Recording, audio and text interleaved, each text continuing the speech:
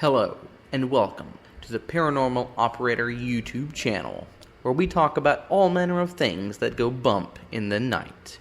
Here, we will be discussing popular media surrounding the paranormal, supernatural, and occult phenomena on Operator Movie Reviews. I'm your host, Adam, Operator 23.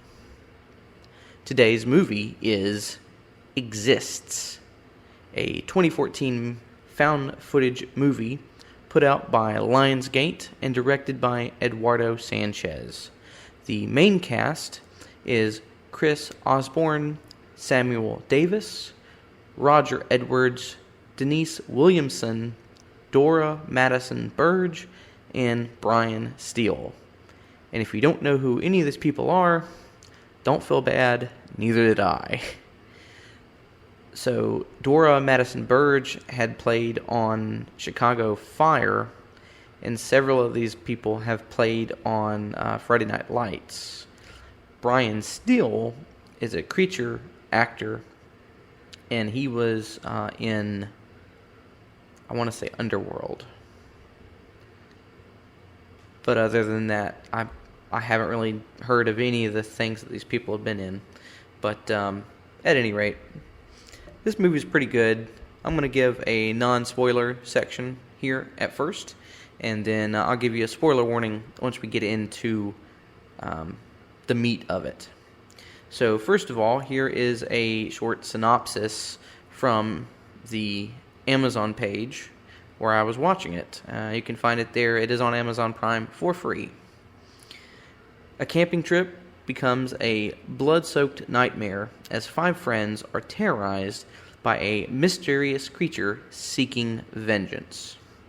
And that pretty much gives it that's pretty much the whole thing of it. It's a good film. It's not terribly long. It's very concise. None of the actors are overly stupid, as tends to happen in some of these horror type films. The characters are rather believable.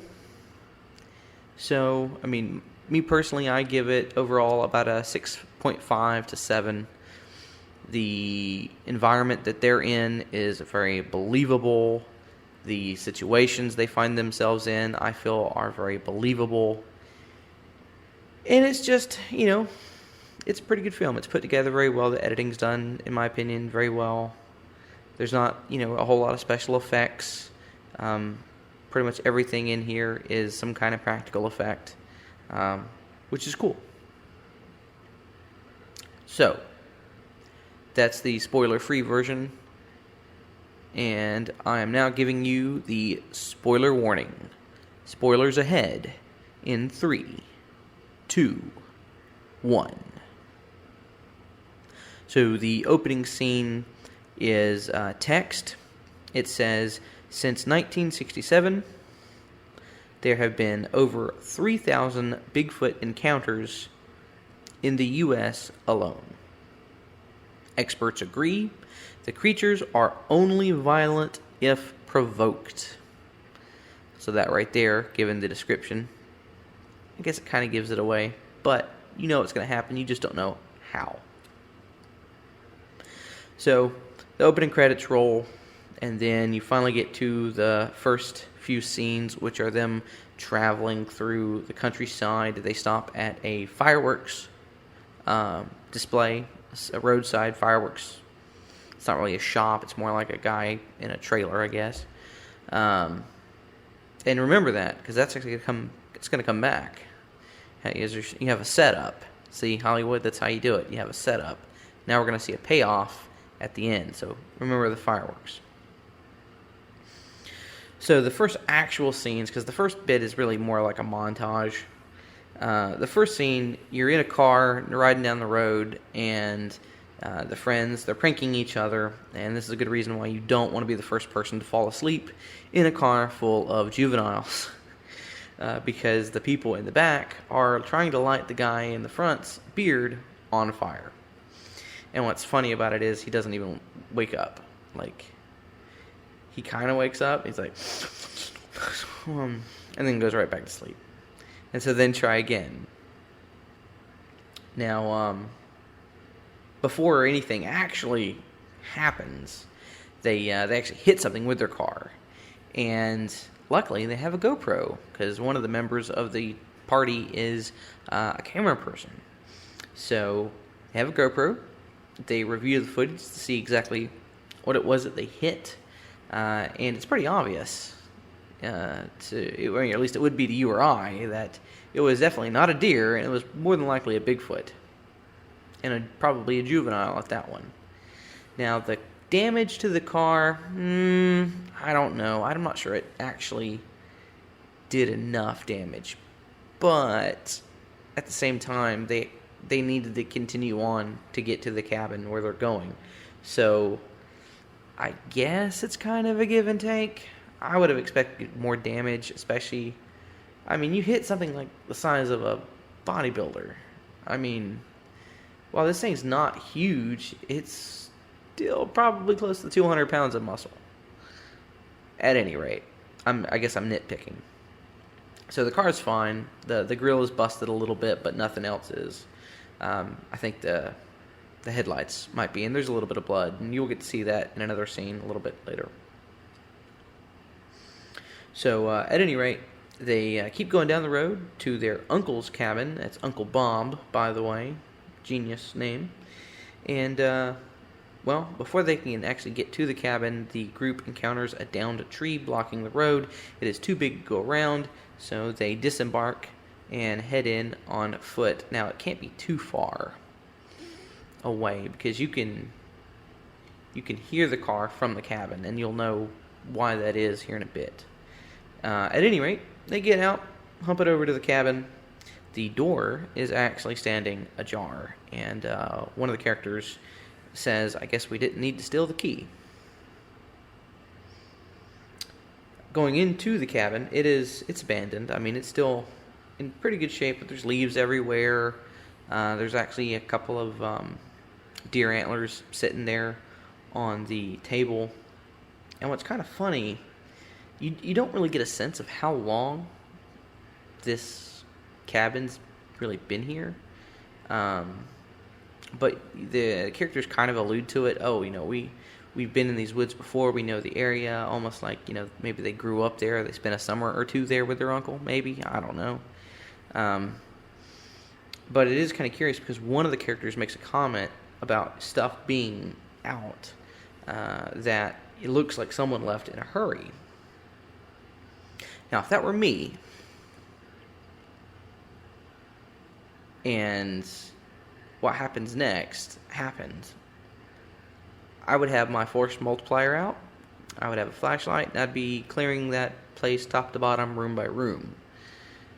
So they hear some rustling in one of the bedrooms, and one of our main characters, Matt, goes to check it out. He opens the room and then is like, I just panic. It turns out there's a pig in the room. So they're like, ain't doing this. Nope. And they wind up sleeping in the car, at least for that night, because it's nighttime right now. And while they're out there in the car, you can hear this wailing type of noise, and you heard a little bit of it, I want to say, back on the road when they finally hit, or when they hit that object, the animal. And Brian, who is really our main protagonist, if we had a main protagonist, I guess it would be him. He's the filmmaker. He says, "Man, it sounds like something crying. Maybe it's the thing that we hit alongside the road."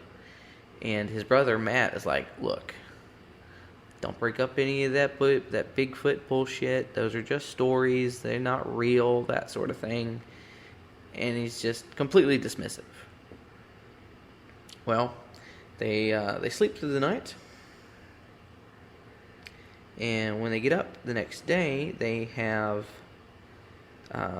inspected the damage to the vehicle a little bit better, and you can see that it's just little superficial stuff. The headlights are damaged. There's blood. There's a bit of hair, a few tufts of hair that is collected. And then, well, we get to meet Brandon a little bit. He talks a little about his movie camera expertise and saying, I got this GoPro, but it doesn't shoot well underwater, so I got this special housing for it. And, well,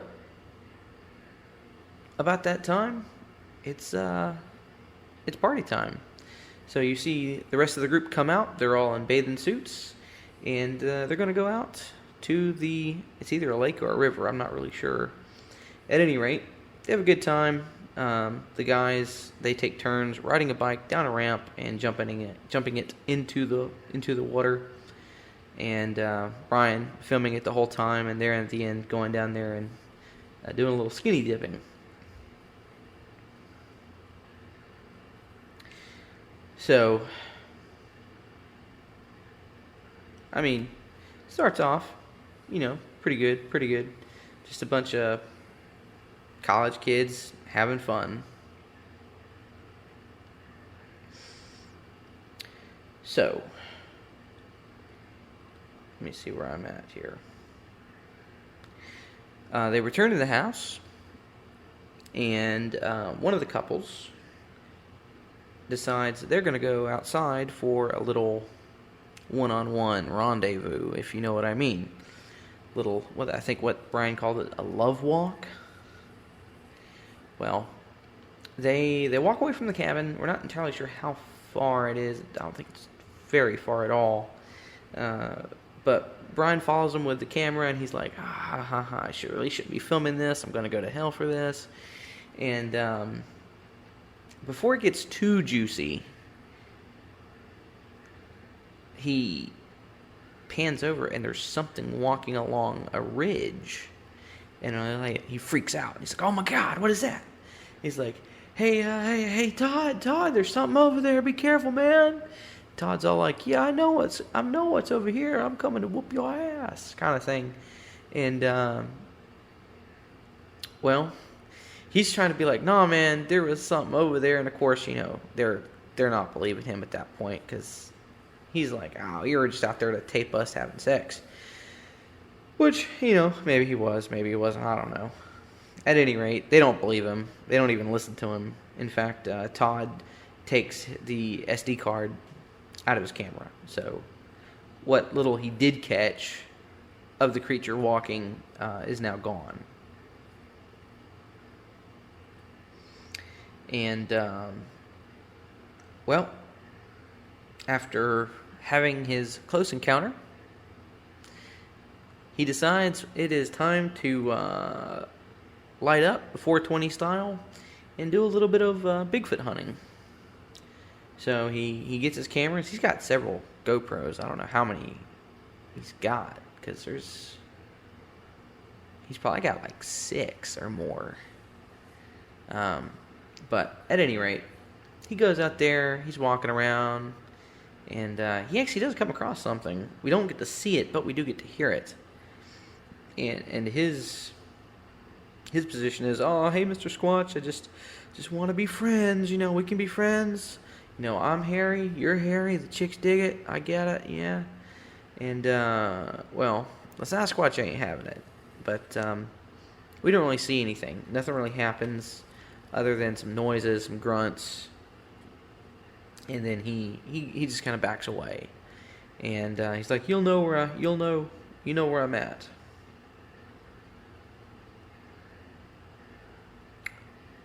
Well,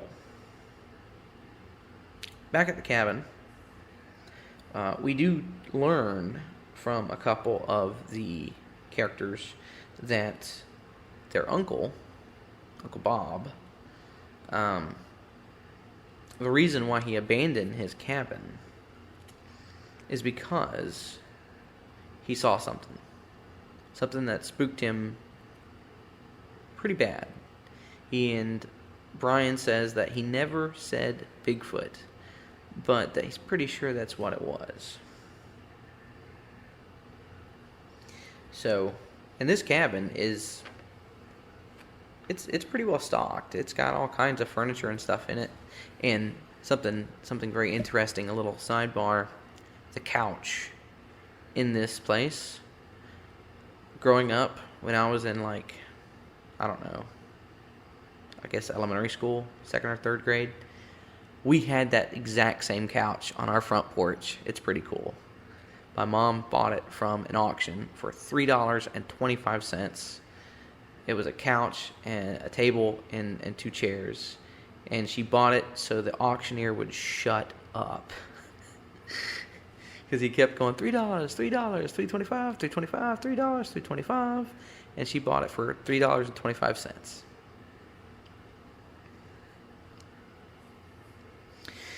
So, as I say, he doesn't really get any shots of the creature, but he does come across it, and coming across it, he's like, all right, dude, I'll be back at the house. He returns to the cabin, and we next see him. It's about 1:37 a.m., and Brian is, well, he's a stoner. He's lighting up again, and he's sitting there in a hammock waiting for Sasquatch. And what's weird is he kind of goes from chill, mellow to just being a bonehead. And he's actually loud enough that one of the other characters comes out of the cabin and is like, what are you doing? He's like, oh, I'm just trying to get some footage, And they're like, well, we're trying to sleep. Can you keep it down? So she goes back inside, and he's like, yeah, you gotta make noises, try to lure him in. Well, he goes back to the hammock and falls asleep. And he's awoken. I'm not really sure how long of a time he's out, but he wakes up to some rustling, maybe footsteps crunching twigs or leaves. He falls out of the hammock, gets up, gets his camera ready. He's like, "Hello, Mr. Squatch. I'm here. I want to be your friend." Well, it's not Sasquatch. It's his other 2 guy friends. They pop out of the woods with their paintball guns and they light his ass up.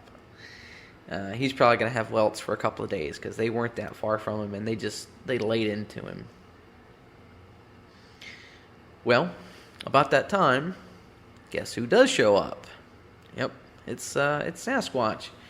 And they're like, oh my god! And they run into the cabin, turn off all the lights, and I want to give it to the cinematography because you don't actually ever see the Bigfoot until the end. You see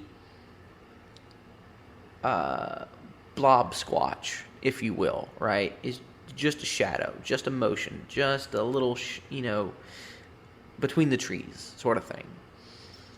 And then the exterior shots, at least this first night, you just see a shadow because there's no lights out there. So I think they did that in a very, very good way because you don't want to obviously show off your monster right from the bat.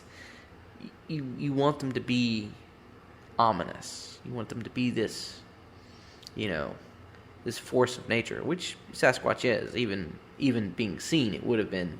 But I think the suspense factor is really helped by how they shoot the scene. It's all black. I think there's a little bit of light, but the Sasquatch is seen in silhouette, climbs up the stairs. He fiddles around with stuff on the porch, and then it goes quiet. And so everyone assumes that it has gone away. Well, Brian, with his night vision camera, goes up to the window. He's like, it's okay. It's okay. He's gone. He's gone. And he flips to from regular to night vision, and boom, right there in the center of the window, right in your face. Rah! It's Bigfoot. So that was pretty cool. That was a very nice jump scare. So that happened. Now, I have a theory that Bigfoot can see infrared, and most night vision, unless it's like next level, super expensive, it operates on some sort of infrared. And my theory is that Bigfoot can see infrared. So I'm not nitpicking the movie or all, but I feel like if it's true that they can, you just shined a light in his eyes, and he's like, ah, maybe it wasn't intended to be a jump scare, but it worked. It worked that way nonetheless.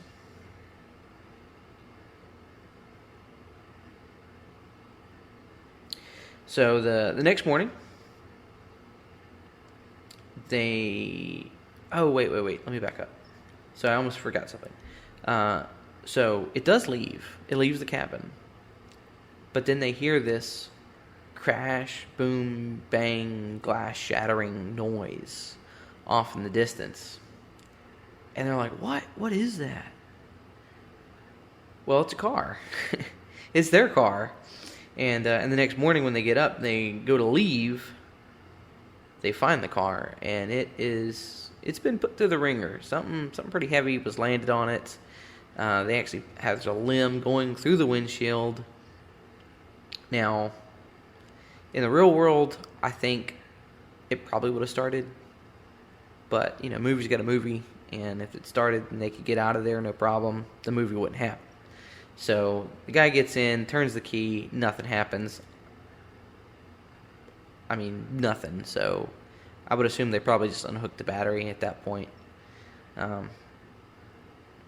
So they're pretty much screwed. And they retreat back to the cabin, try to come up with, a plan. And, the shoe drops. Matt and Brian, they come clean that, A, nobody knows where they are, and B, no one's going to come looking for them.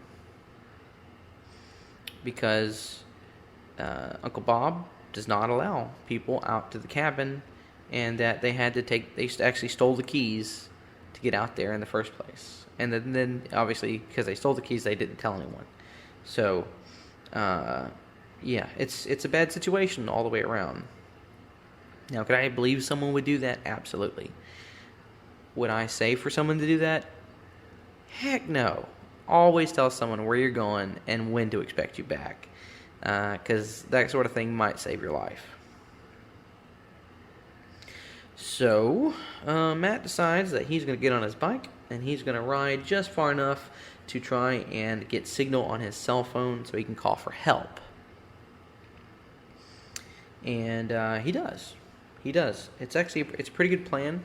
Although, if it had been me, I think I would have been looting that cabin for everything it was worth, anything that was not tied down that could be useful, knives, search it for guns, search it for whatever, put it in my backpack, anything that was useful in that car, put it in my backpack, and we're going to hoof it as a group out of there. We're not cutting through the woods, we're going to stick on the road, and we're going to go. I mean, Texas is flat. Most people can hike about 20 miles. Most animals, once you get outside of their territory, they're not going to follow you unless they're after you. Which, in this case, well, you'll see. But anyway, in that circumstance, that's what I would have done. So Matt gets on his bike, he leaves, and the others decide very, very intelligently to fortify the cabin. So they start moving furniture around, put it in front of the windows, in front of the doors. And while rearranging the furniture, they actually find a hidden door to the basement. And the house isn't on the ground. Like, the first level is up some stairs. So, if I'd have been there, I'd have been like, how do I get down there? Because it's probably storage of some sort. So they find it. There is a little trap door sort of thing in the middle of the floor underneath the carpet. And Todd goes down to see what's down there.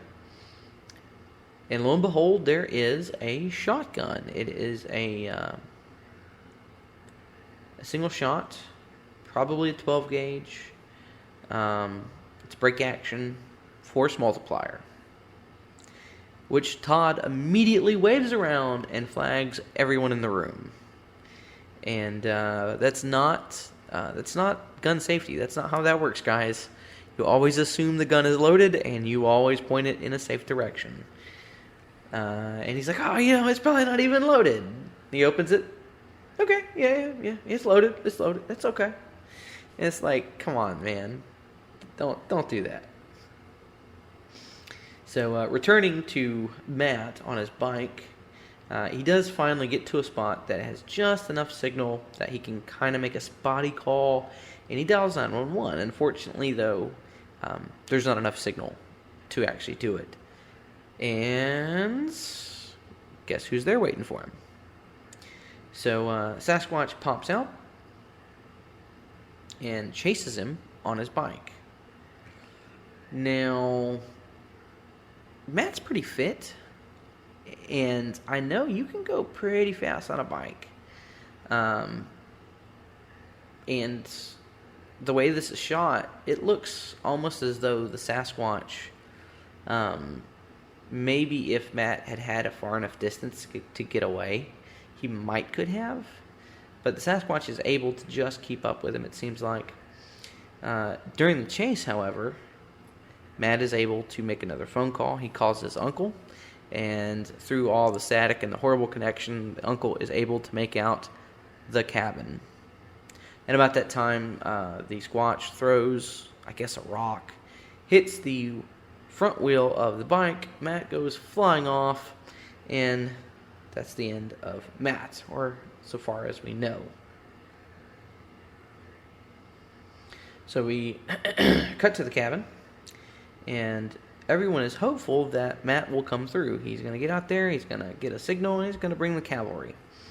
The hope is short-lived, though, because Matt's bike is ragdolled against the cabin.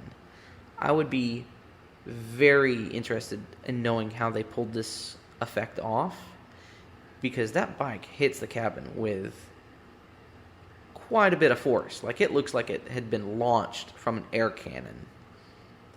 And I feel like an air cannon might be slightly above their budget for one use in a single shot. But, maybe. I thought it was a pretty good shot, at any rate.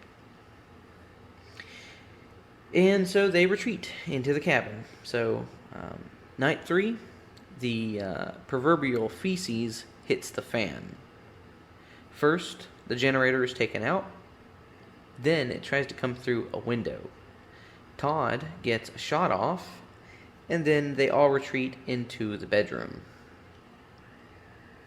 It does apparently come through that window, and then it attempts to break in through the door where everyone is hiding in that bedroom. But they have, I think it's like some kind of chest of drawers or something up against it, so it can't actually get through.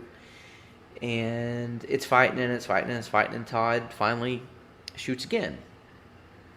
Now, if you ever have to shoot at someone through a door, aim for the middle of the door, because that's where they're probably going to be standing. Okay? Todd shoots high and to the right, so it probably doesn't even hit the thing. I mean, it might get hit by some shrapnel, maybe, pieces of wood or whatever, but I'm not sure it even got hit at all.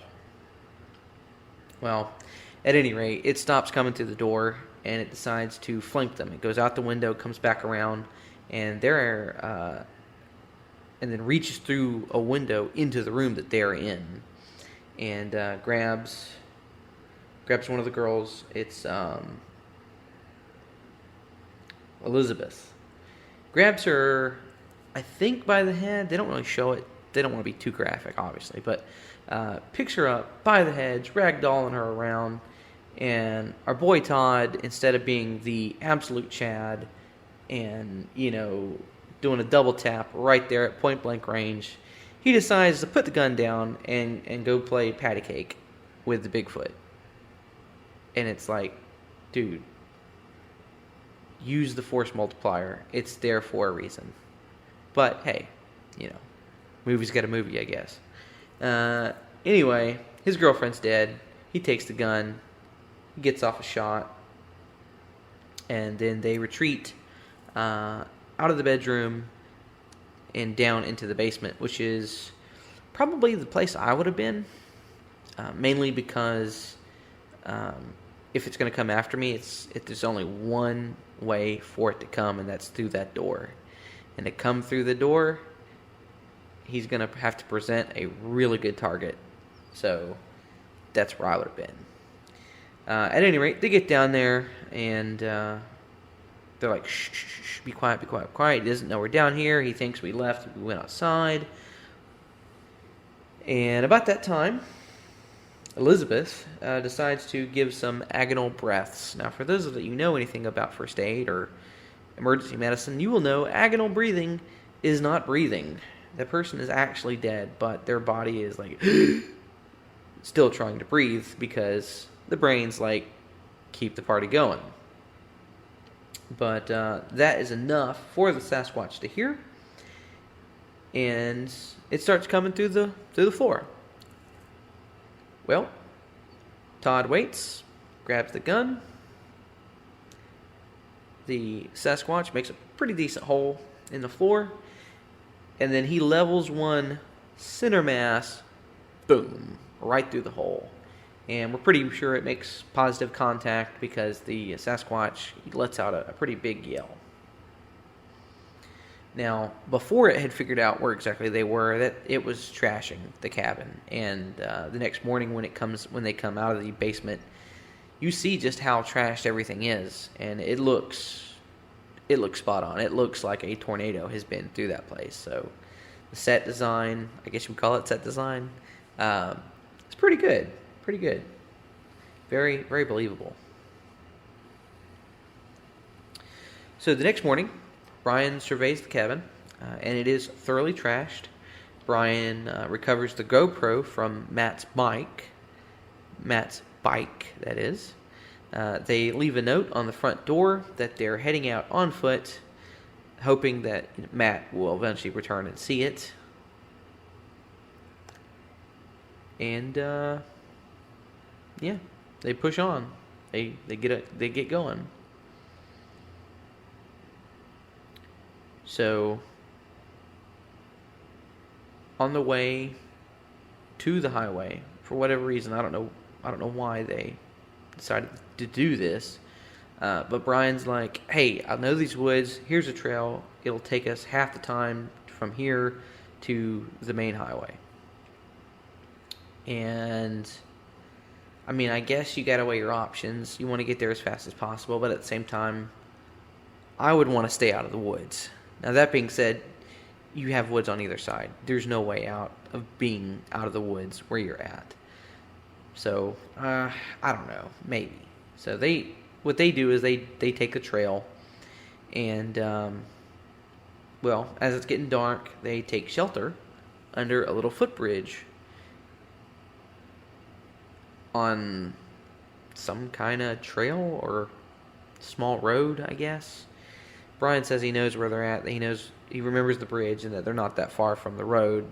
And it's like, well, if you weren't that far from the road, why aren't you on the road? Why are you taking cover under this bridge? But whatever. Sasquatch comes out. Oh, wait. So my boy Brian is going to 420 it one last time, or at least he thinks about it. He gets it out, puts it in his mouth. He's got the lighter. This scene, or this part of the scene, kind of lingers for me. Dora kind of looks over at him. He puts the blunt in his mouth. He sits there. He looks over at her, looks away, thinks about it, thinks about it a little more, pulls it out, tosses it to the ground. And it's like, I don't think you could have cut a few seconds out of there. But anyway, why on earth would you light up at a time like that? You know there's a Sasquatch in the woods. You know how bad marijuana smells. It can be smelt from a long distance by people, let alone an animal that's trying to hunt you. So, bad idea. I'm glad he made the decision to not light up. Unfortunately, though, it doesn't really matter because Bigfoot knows where they are. Now, it makes some some aggressive noises, and Todd, having enough of this, channels his inner Chad and decides he's had enough. It's killed his girlfriend. It's time for some payback. So he gets out, climbs up on the bridge, starts shooting blindly into the woods. Brian's like, dude, you're wasting shots. What are you even shooting at? And about that time, the Sasquatch decides it's going to shoot back. Not with a gun, though. That would have been interesting. No, it was hurling rocks, which coincidentally is a Bigfoot behavior. They have been known to throw rocks. And something else that I forgot to take a note of, but I remember seeing it in the movie. They have a tree shoved upside down into the ground. And it's a really weird looking thing. But it's accurate. That is also a very well documented Bigfoot behavior. So if you're ever out in the woods and there's a tree with the roots in the air, you know there is or has been a Sasquatch in that area. So I don't know, maybe Todd does maybe 3 shots or so, and then they run, obviously, because you can't see what you're shooting at, but Sasquatch can see what he's throwing at.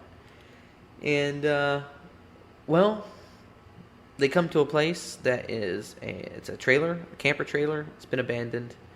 And about that time, they hear someone moaning and crying out. And, well, it's Matt.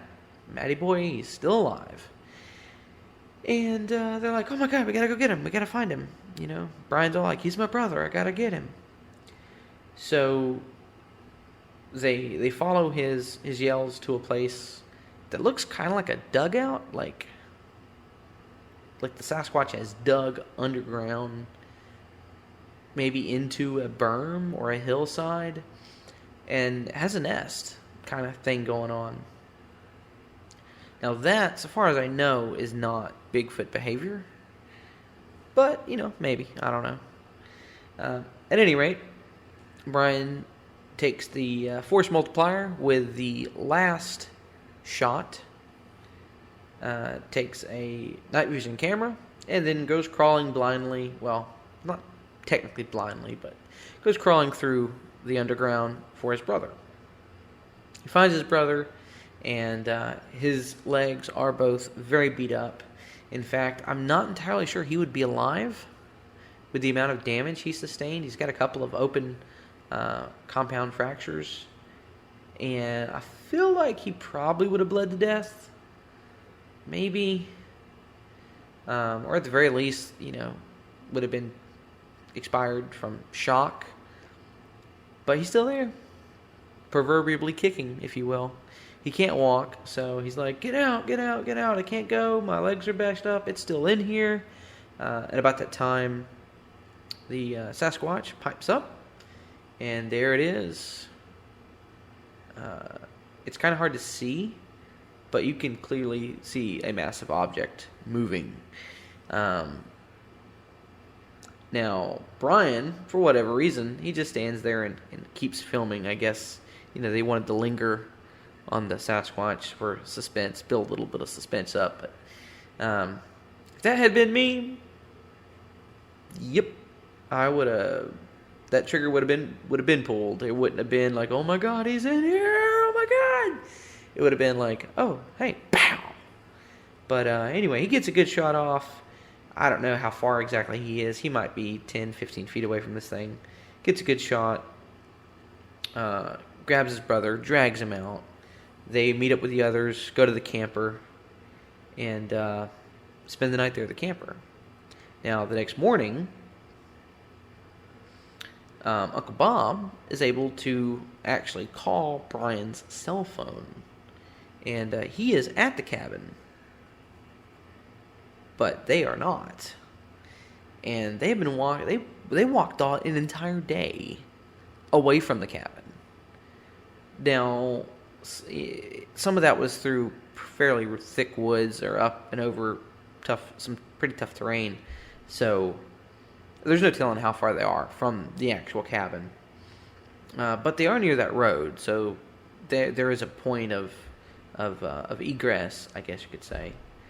And so he's saying, hey, we're at this cabin by the footbridge, close to the highway. And so Todd, channeling his inner Chad once again, decides he's going to go out there. He's going to take the fireworks that they had bought from the stand on the side of the road, and he's going to light them off. And that's going to be Uncle Bob's signal as to where they are. So he goes out there. He does that. Brilliant idea, by the way. One might even think, why didn't you decide to use that as a weapon against the Sasquatch? I guess if they had, they wouldn't have been able to use it for this. But at any rate, it's a really good idea. So he launches a few mortars up into the air, and from out of the smoke comes Sasquatch. He grabs him, ragdolls him face first against the tree, so he's dead. And then comes over to the camper, and starts pushing it off a cliff, getting real Jurassic Park 2 vibes. So, pushes it off the cliff, it falls, it rolls. I want to say that Matt has finally died by this point.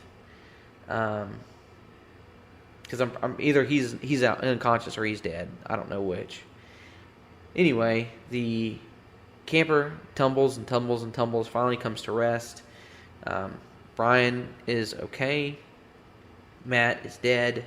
Dora is soon to be dead. She is suffering from some sort of fairly acute internal bleeding. And the Sasquatch is trying to come through the front door. Well, Brian nopes it out of there, kicks his way through the front glass, and takes off. And lo and behold, there is another cliff, which he then nopes it down by assistance of gravity.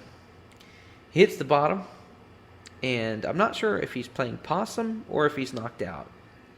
Either way, Sasquatch catches up with him, messes with him a little bit, pokes him, pushes him, prods him, yells in his face, and decides, well, I'm not going to beat him up anymore. He looks dead. Grabs him by the leg and then drags him. Well, he comes to. All 5 of them have been reunited, and you hear the sound of flies in the background. So Brian gets up. He's coughing. He's trying to collect his senses. And then he realizes there's a dead juvenile Sasquatch. And about that time, the adult Sasquatch shows back up. And I think it's kind of interesting. Like, he's all, we're sorry, we didn't mean to do it, we're sorry. And the Sasquatch is, like, pushing his face down into, like, the area where the dead juvenile is. Almost like I've heard people, they'll put their, like, if a dog poops on your carpet or whatever, you're supposed to take the dog and shove its nose in it. I'm not sure I'd want to do that. It sounds kind of cruel. But I can definitely see some people doing that. And that's basically what the Sasquatch was doing. So, maybe not Sasquatch behavior, but definitely Homo sapien type behavior. Well, that happens. And,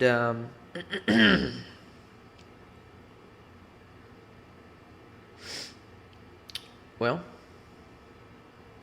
about that time, Uncle Bob shows up with a force multiplier of his own. He gets one shot off, makes good contact. The Sasquatch runs away, and he grabs Brian. They run away, and he's like, I'm sorry, I shouldn't have been out here. And Uncle Bob's like, shut up, we'll take care of it when we get to the truck. Just let's get out of here. And they almost make it to the truck. They're inside of it, maybe 50 feet from it. They have to cross another little footbridge.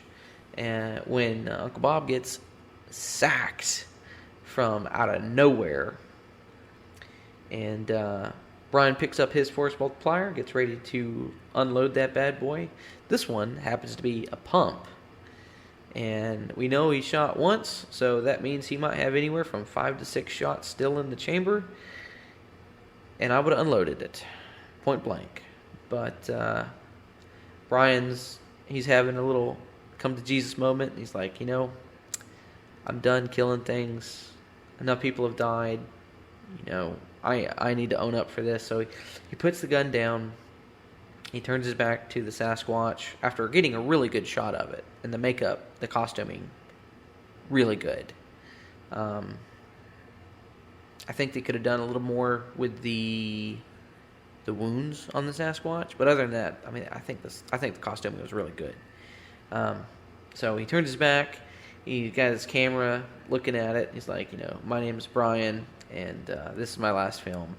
And he just sets the camera down, and he braces like this is it. The Sasquatch is gonna come grab him by the neck or whatever. And well, it doesn't. I guess the Sasquatch had the same idea. It's killed enough. You know what you did was wrong. I'm gonna leave you to it now. And then it walks off. And that's the end of the film.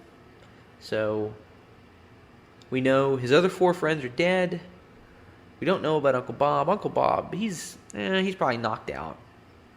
But that he did take a pretty good sack from the Bigfoot, but he's probably knocked out. And the Sasquatch just kind of vanishes into the woods, and that's the end of it. So again, I'd say that I would give this movie definitely a 6.5 or a 7. Because, it's probably low to mid-budget-ish. All the acting is fairly good. The writing is good. These guys, they're just regular college kids out there having a good time. And they make reasonable decisions that I would assume most people of our population would make, given that circumstance. Even if, maybe it's not the right decision. But yeah, I think that it's definitely worth a watch. And if you get some time, I would definitely recommend it. So let me see here if I can tell you how long it is. Actually, come on, where are you at? Here we go. So it is. So exists. Oh, I hope you can't hear that. There's a jet flying over. Not much I can do about air traffic. So the movie, it's only an hour and a half.